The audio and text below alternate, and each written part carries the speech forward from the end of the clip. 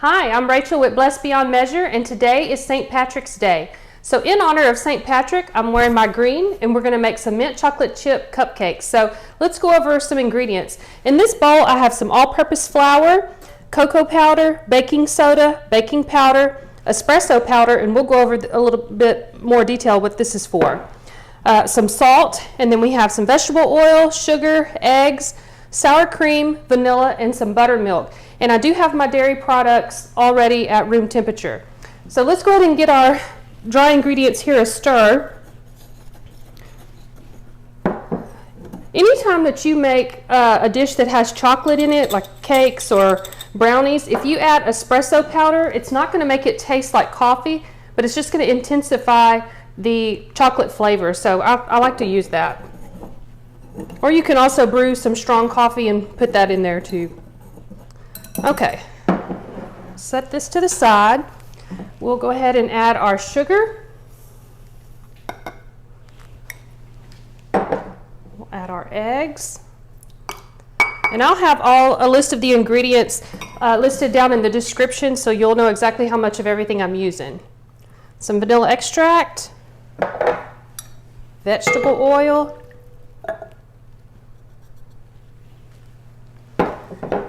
and sour cream. And I know this probably sounds like a strange ingredient to use, but this sour cream is what's going to make the cake moist. Okay, let's give that a stir.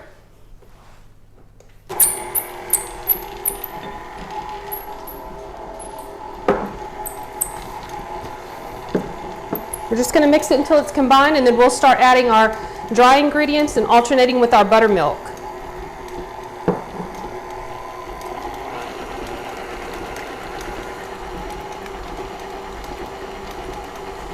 Hope y'all are having a good day today. I have some fun facts about St. Patrick that we'll go over in just a little bit once we get these into the oven. And I do have my oven preheating at 350. Okay, so I'm going to turn this down on low. And I'm going to add about half of my dry ingredients. Let that start to incorporate.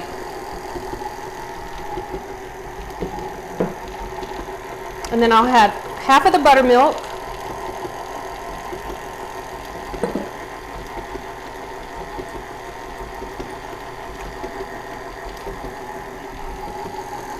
We'll go in with the rest of our dry.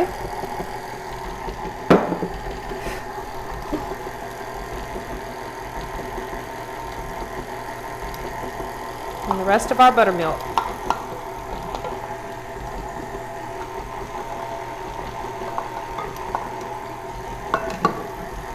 And you just want to mix this until it's just combined. You don't want to overbeat that batter.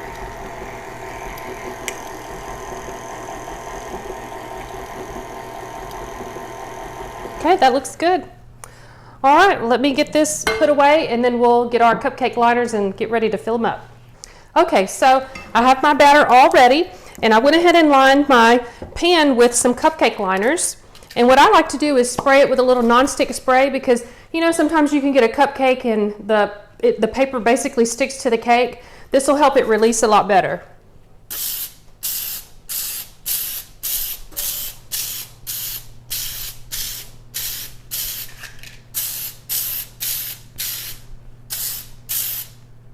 I'm actually going to stop right there because I'm not sure we're going to quite fill up the whole 24, but we'll see. Okay, and then I like to take a measuring cup, or you can do like a cookie scoop and fill them up that way. And you really want to do it about halfway.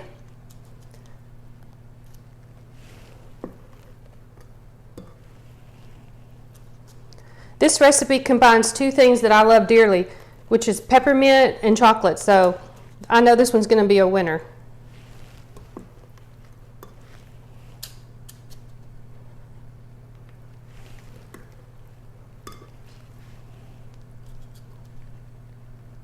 All right, well, I'll get the rest of these filled up and I'll meet you right back. Okay, so I got them all filled and I got 23 cupcakes out of this. So what I'll do is I'll get it in the oven and we're gonna cook it at 350 degrees for probably about 15 to 18 minutes. We'll just keep an eye on it, and when we can insert a toothpick in the middle of it and it comes out clean, we'll know they're done. So I'll get this in the oven and then I'll go over that information I found on St. Patrick. Okay, I wanted to bring you guys in a little closer so we can talk. I can remember my kids learning about St. Patrick several years ago with our homeschool curriculum, and I didn't really know much about him then, until we went through it. But I was thinking, well, maybe a lot of you don't know who he is. So I found this information. I wanted to read it to you because I thought it was pretty interesting. It says St. Patrick, who lived during the 5th century, is the patron saint of Ireland and its national apostle. Born in Roman Britain, he was kidnapped and brought to Ireland as a slave at the age of 16.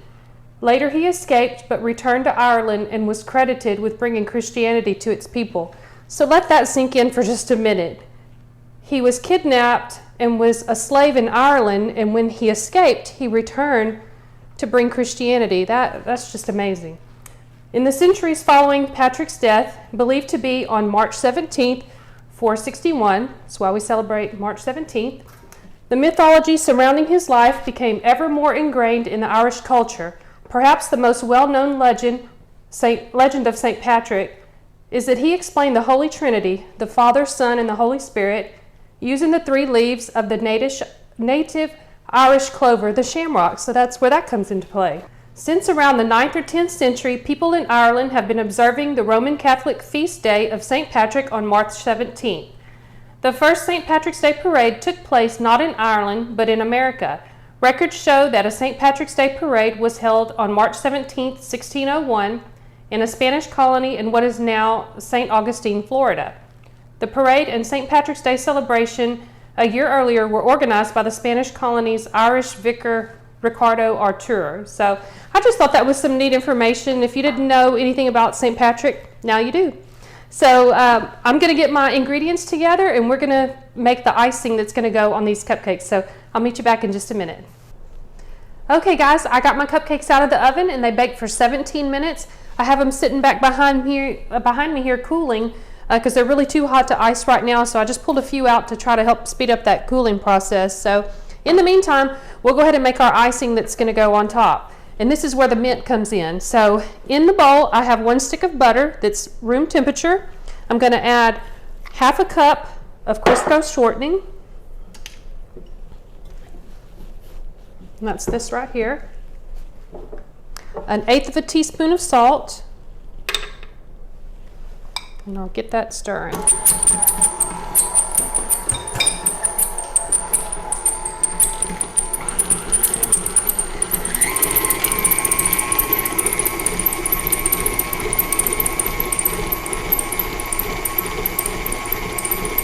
We're just going to let this mix for just a few minutes until it gets light and fluffy, and I'm going to turn it up on high.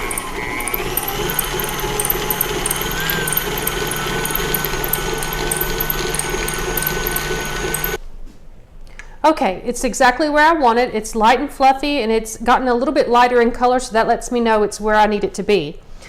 So what I'm going to do is I'm going to start off by adding only a half a teaspoon of this peppermint extract, and you can always go back and add more if you want it a little bit stronger, and I'll actually taste it and we'll see after we get the powdered sugar in there if we're going to need any more. Okay, and then what I'm going to slowly start doing is adding the powdered sugar along with some heavy cream, and I'm going to kind of alternate a little bit until I get it all combined, and then that's when we'll go ahead and add our green food coloring.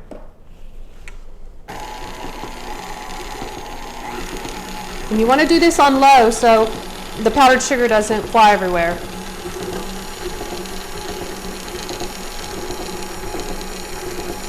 And I did sift this powdered sugar. There's 6 cups here, but again, I'll have all of the list of ingredients in the description, and you'll see how much I used on everything. This is like a basic buttercream icing recipe, and normally you would use vanilla extract instead of your mint. So this is a good way that you can change up your flavors by using different extracts.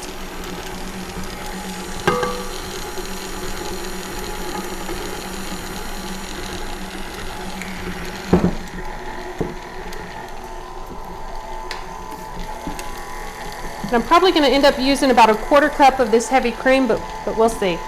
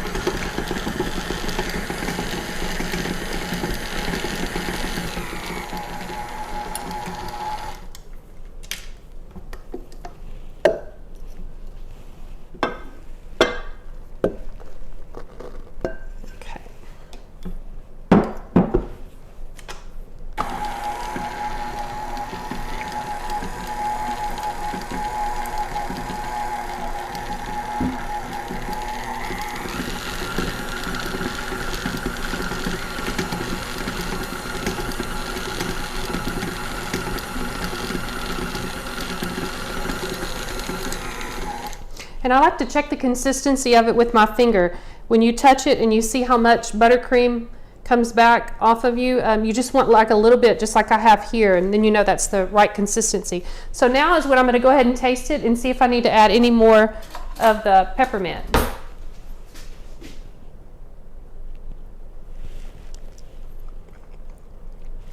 And you know I am, because I love peppermint.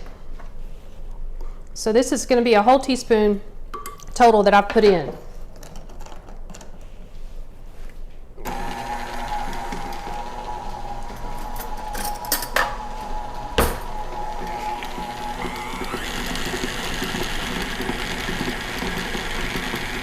Okay.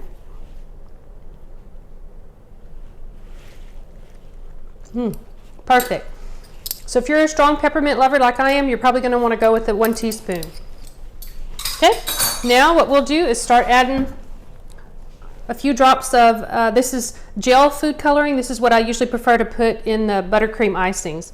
And I'm going to probably start off, let's see what 4 drops did.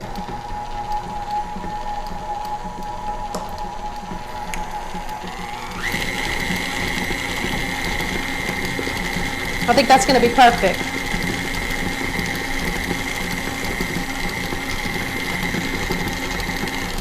Let me give it a scrape down. We'll give it a final mix.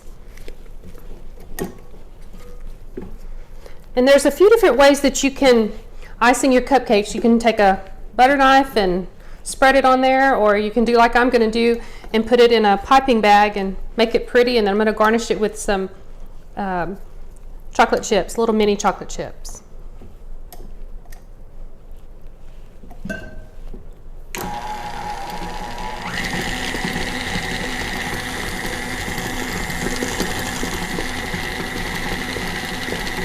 All right, that looks good.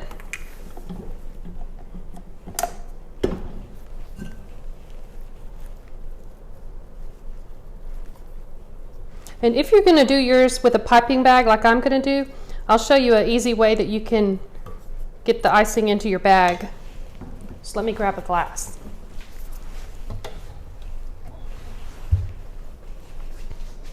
I did cut the end of it off, and I have a piping tip, which is the Wilton 1M on the end. So you just place your bag over your glass.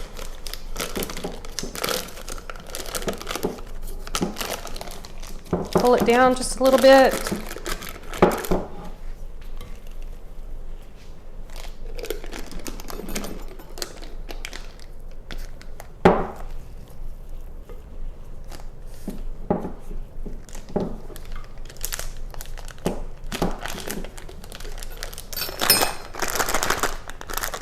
And you usually don't want to overcrowd your bag. You just want to start with a little bit.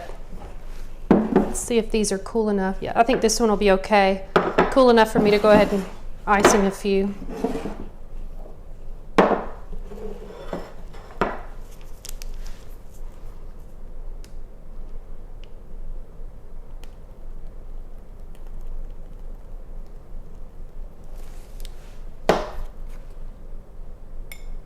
Oh, I think that's so pretty. Let's do another one.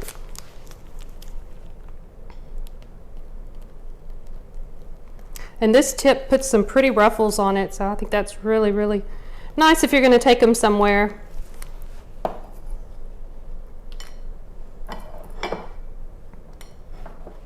Look at that, isn't that very pretty? Let me come around and show you up close.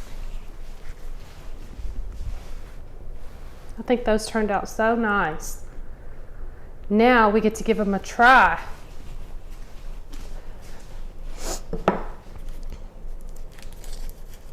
And remember me saying in the beginning about spraying those muffin liners? See how easy that just came right off?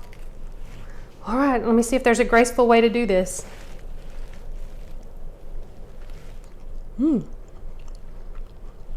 That's really good. If you love mint and chocolate, this is the dessert for you. This is something good that you can do with the kids. I know I like to, during the summertime, have my niece Brinley come over, and we like to make cupcakes and stuff. So this is something good that you can play around with, your different techniques of doing your icing.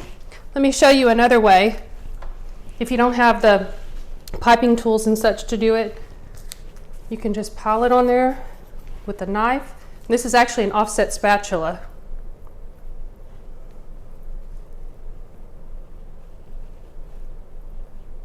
Just like that. Still pretty. All right, guys, well, I hope you've enjoyed this episode today, and you've learned a little bit of information about St. Patrick. So give these a try and let me know what you think. And I do thank you for watching. And if you haven't subscribed yet, I ask that you hit that subscribe button, the notification bell, and anytime I upload a video, you'll be notified. So I hope you guys have a wonderful day, and I'll see you next time. Thanks.